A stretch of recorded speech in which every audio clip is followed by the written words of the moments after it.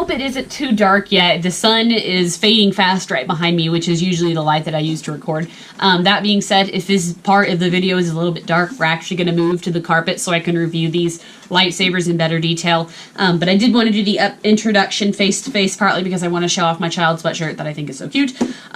Okay, so this obviously from the thumbnail and the title is going to be the review over the Doc Ondar's, or the legacy lightsaber of Ahsoka's. So this is going to be Ahsoka's lightsabers from Rebels when she has 2 of them and they are white. A little bit about Ahsoka. If you do not know, she goes through 3 versions of lightsabers. Her very first one as a Padawan with Anakin is green. It has, I think, a curve to it. She carries it backwards. What we're seeing now, by the time this video goes out, it might have aired, I don't know yet, but the final season of the Clone Wars, we see Ahsoka return again with 2 lightsabers, and they are blue. This one here is from Rebels. There are 2 lightsabers, and they are white. And I believe that comes a story when she is fighting an Inquisitor, and instead of bleeding the crystals, which is what makes lightsabers red in the new canon, she cleanses them and it makes it white. I think that's how it goes. So these lightsabers are white, which is a brand new color to lighted lightsabers, I guess, or Force FX kind of lightsabers. We've never had a white, obviously, but Disney has done it. So what you can buy in Doc Ondar's Den of Antiques is Legacy sabers, and they call them Legacy because they are basically Force FX lightsabers based on characters from the Star Wars universe. And so it's different from the Savi's Workshop because these are already pre-built in layouts that we are familiar with, like Luke Skywalker, Anakin, Darth Vader, Kylo Ren, Darth Maul, Asajj Ventress, Mace Windu, Rey. I'm just trying to go through all the ones I could think of. That being said, if you go, the Legacy sabers are $100, and if you want a blade, which is sold separately, it is $50. Okay, so I just want to point out that everything that I just said is wrong. And will continue to say in the video is wrong. I took these prices off the top of my head because I thought I remembered what was going on, and I was so wrong. So the Legacy sabers, they range from $129 to $149, and so it just depends on the lightsaber, I guess, the popularity of it or whatever. And then the blades, the short one is $45 and the long one is $50. So just, I'll try to fix it in the rest of the video as well, just like point it out whenever I mention it, but just know that what I told you when I recorded this was totally wrong, and I'm a loser. With the exception, you can get a couple that hook together Asajj Ventress and Darth Maul. You can get 2 and they connect, and then you have a double-bladed lightsaber. You're going to be paying $100 for one side, $100 for the other. That's $200. 2 blades, that's $300 because 50 and 50. So if that makes sense, so this diagram that's invisible. Keeping that in mind, the Ahsoka lightsabers are the only ones that they sell together, which actually makes them a little bit of a deal. We'll go into that in just a second. One thing with Legacy lightsabers is some of them sell out super fast. Mace Windu sold out immediately. They had some in stock that morning. We got there, they didn't have any in stock. They had a Ben Solo that's newly released and a Rey, and those are sold out, and I've heard they are sold out indefinitely. So if you plan on get those, you might not hold your hopes up for that. But they do have like Kylo Ren's and a lot of the other ones that are really, really cool. So you can hold and test all the lightsabers at Doc Ondar's. If you watched my video, I did show Eli testing out and holding the Ahsoka lightsabers. I've got them here in my lap. I'll show you so that you're not just staring at my face anymore. But it does come in a gray box. I believe all the Legacy lightsabers come in a gray box like this. But it looks really cool. It looks like a lightsaber box. It's just plastic, so nothing super fancy. You could customize this if you wanted to. I'm sure it's out there. I just haven't really done anything with it. But you could think of this as like a Jedi. If they decide to put their lightsaber away for a long period of time, they might keep it in a box like this. It's very nice. One thing, the boxes are all unique to the lightsabers because this has Ahsoka's symbol on it, which is actually really, really cool. I love that detail. So I guess a Kylo Ren would have the First Order symbol, Darth Vader would have an Imperial symbol, Luke Skywalker would have the Rebel symbol, Mace Windu would have the Old Republic symbol, or not Old Republic, but the Republic symbol. I don't know, I didn't see all of those boxes, but just know whatever you get a special little button. And this is actually the button that undoes the top, so So the lid stays open unless you tilt it forward like I'm doing here.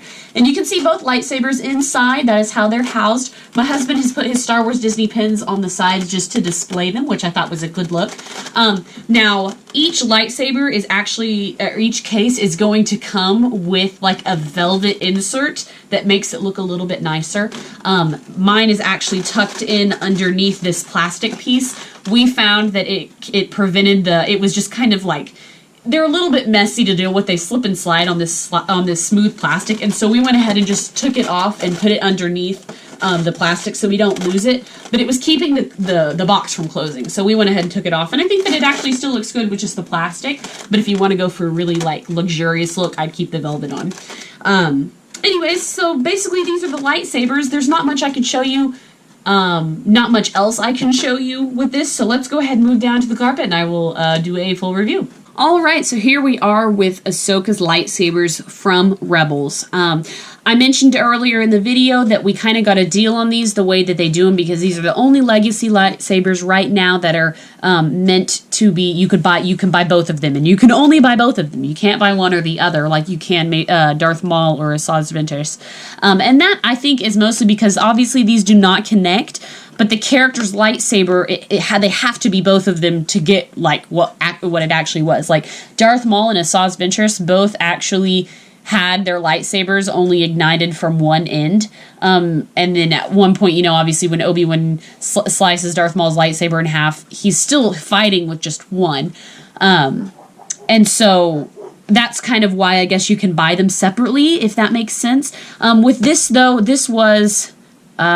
I cannot remember now off the top of my head, but I'm pretty sure this set was $150 or maybe $170. It was not a full $200, I do not believe. I'll correct myself if I'm wrong in the when editing, but I do not believe these are $200. I think they were like $170 for two lightsabers, and then of course I'm like, what's the point of buying them if you don't buy the blades? Now you absolutely can do that if you're on a budget and you just want the hilt and you're going to display it on a hilt stand. You don't have to buy the blades. So that is something kind of nice. But blades, again, are $50. And so to go with Ahsoka, we get a short blade, which is this one right here, so $50. And then we get a long blade, which is this one right here, so $50. And either, like I said, this one was like $170 and the blades were $50 each, or they gave us a deal and just made both blades together $50 since it was two lightsabers. I cannot remember. I feel like I now need to look at my receipt, but I know that it wasn't a full $300.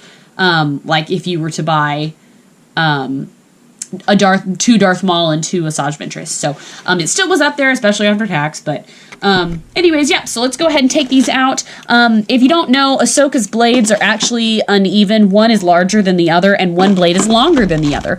But other than that, they're pretty much identical. So you can tell it's a very smooth, brushed looking steel. With two little diamonds right here. This part is kind of a rubberized texture, just like a grip. This is the emitter button that turns it on. You just literally click it. You don't slide it like you do in some of the other Force FX lightsabers. Now, these lightsabers are built to not turn on whatsoever unless a blade is inserted. So once the blade is inside, then you can turn on the lightsaber. That being said, something that is cool with these is they come with like a little cap that you can put on. You can't tell because it is so dark, but it looks like a closed lightsaber. It just makes it look more finished than looking into a really deep void. I wish that was something that came with the Savi's Workshop lightsabers. If you haven't watched my review, please do. Shameless plug. But you do get these with the legacy sabers that you can just plug into, and it helps if you're not going to display it with the blade. It helps keep the internals kind of safe, I guess. And they do that because you don't have to buy the blades with these, so they do give you kind of a finisher since this is a prop replica. Anyways, but yes, continuing, there is some bronze kind of on this side. This is just a little plastic piece. It's a little bit dirty. We got to clean it. And then on the end, we have a very interesting bottom that you can see. And again, I will say the same thing as I did in my Savi's Workshop lightsaber video. If you decide to buy a belt clip, it supports both this D-ring as well as the traditional, let me see it, the traditional lightsaber clasp thing. That was my Mace Windu blade. So that's there. I believe that you can access the batteries from here somewhere, but I actually don't know where. It is somewhere on the bottom, and you probably unscrew it. but I'm not going to mess with it because this unlike my lightsaber, my Savi's Workshop lightsaber, it doesn't have a continuous on. So when the blades are not in, the lightsaber is not on. So this is the other side. Again, it looks very similar. You've got the 2 diamonds right there. Really, really cool. So this is the bigger blade right here, which is going to be identical in terms of like the little diamonds and the front part, and then the little emitter stopper, except it's got more texture right here, so we get like a double grip. So really, really cool. Again, these little black parts are rubberized, and this is just machine metal on the inside. It looks really cool. This is meant to be a 2-handed lightsaber, and this one I think is meant to be a 1-handed lightsaber, but Ahsoka uses both, and they both, I will say, with these legacy lightsabers, are really, really heavy. They are as heavy, if not heavier, than my Savi's Workshop lightsaber. So really cool. You're definitely getting some quality here. That being said, let's go ahead and go into the blades so that I can show you how they work and how they turn on and stuff. So I'll go ahead and close the case, move it out of the way. So here are the 2 lightsabers blades that we got. Now, when you go to Doc Ondar's, they have 2 sizes. They have a short and a long, and you can choose whichever one you want to put in your lightsaber hilt. They, I think, make 2 different sizes specifically for this lightsaber because this one is supposed to be shorter and this one is longer. That being said, these 2 are exclusive sizes to Doc Ondar's, and the Savi's Workshop lightsaber length is exclusive to that. So there are 3 different blade lengths, and you can't get all 3 unless you do the lightsaber, the build your own lightsaber from Savi's Workshop, and then you get the 2 blades from Doc Ondar's. So I don't know why really anybody would need all 3 blades unless you end up in a situation like me and my husband did where we got the 2 that needed them, and then obviously my lightsaber. But the Savi's Workshop lightsaber is one that's in the middle in terms of length, if you're curious. And so the easy way to plug these in is just remove these little caps. And these, to me, are basically Force FX lightsabers with removable blades. That's what they are. They're just prop replicas. One thing that I told Eli when he was deciding on which ones to get, because he really liked the Kylo Ren one, and of course this is no bash to Kylo Ren, but I said, well, if we're going to sit here and spend a little bit more money on these lightsabers than we would a Force FX lightsaber, why don't we get a design that is not sold in the Force FX version? So obviously Kylo Ren is a Force FX lightsaber, but you could also get it as a legacy saber and pay separate for a removable blade. So he went ahead and got one that was exclusive in terms of design to just Doc Ondar's legacy lightsabers. So that being said, I'm going to go ahead and plug in the blades. Basically, you just insert them. There's 2 little pins on each side, and you just got to follow. The big one goes in the big slot, the little one goes in the little. And this one, the big one, just inserts. You don't actually have to twist it like you do the Savi's Workshop lightsaber, which I thought was very interesting. This little one, you do have to twist. And I don't know if it's just based on the blade length or what. Oops, and I turned it on. I ruined it, but you insert and twist. This one you just insert. And I think maybe it has to do too with this cap on the end does not exist on the small one, so it might hold in the lightsaber a little bit better than this one here. Again, the lightsaber emitters are these tiny buttons. It's super easy to accidentally click them, so keep that in mind if you're looking at these Ahsoka lightsabers. It's not like a flip switch like what we see in the Force FX lightsabers, so these tiny buttons can easily be pressed. Turning them on, we get white blades. One thing with the legacy sabers is there is no way to change the crystal. The crystal is built in, if you will. And so the blades are all the same, and the lightsabers know what color they should be. So if you get a Luke Skywalker one, and you're going to get the same blade, if you put it in Luke Skywalker's, it's going to be green. If you put it in Ahsoka's, it's going to be white. I believe right now Ahsoka's lightsaber is the only white lightsaber you can get in the legacy sabers. That being said, white's a little temperamental, and I'll show you why. So that's how we ignite them. It's just these buttons here. And they ignite at the same time, which is so cool. Oops, I messed it up. And they disignite at the same time as well. They have a really cool sound to them. This hum. I don't know because I don't have the white crystal, but it might be the same if you used it on a Savi's Workshop, a white crystal. It might have the same hum. I thought it was really, really cool though. So this blade is white, and that can be a little bit persnickety in terms of when the batteries start getting low, your lightsaber is going to start being discolored. You also could potentially get a blade that is partially discolored. We did on one of the lightsaber hilts initially when we got it, we turned it on for the first time and it was really, really weird looking. So they exchanged it for us. But these do have a little bit of a difference. I'll see if I can show you. This one specifically following, actually, now the blade, the camera doesn't pick it up at all, but there are some sections that are actually a little bit more yellowed than they are white. And so there is a little bit of discoloration with the white blades. I think it's just the nature of them because white's a really hard color to get perfect in a blade. And so this is like so white it's almost got like a purple tinge, and then we get to some pieces on the blade that have a little bit more of a greenish or a grayish tinge. This one here even has kind of an orange tinge. It doesn't show up. I might try to take a picture and see if maybe I can show it because the camera is trying to autofocus, and so obviously they all look very, very bright on the camera. And they are bright, and it's not a huge difference. It's not something where you ignite it and think that the blade looks bad. It's just a minor color variation. I think just because of the nature of white is a really, really hard color to produce very uniform, if that makes sense.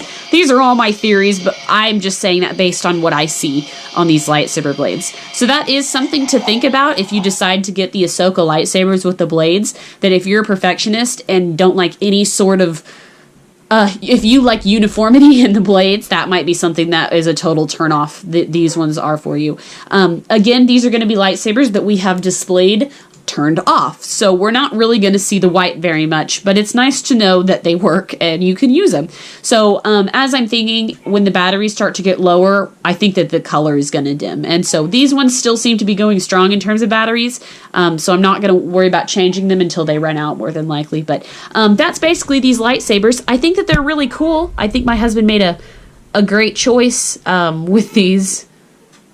Super, super fantastic. This is the first time we've really seen Ahsoka's lightsabers in any physical form for like a collectible in this way. So anyways, guys, let me know what you think in the comments below. You can see Mojave lightsaber on the side here. But yeah, anyways, guys, thank you so much for watching. And as always, stay tuned for more videos. Until next time, bye.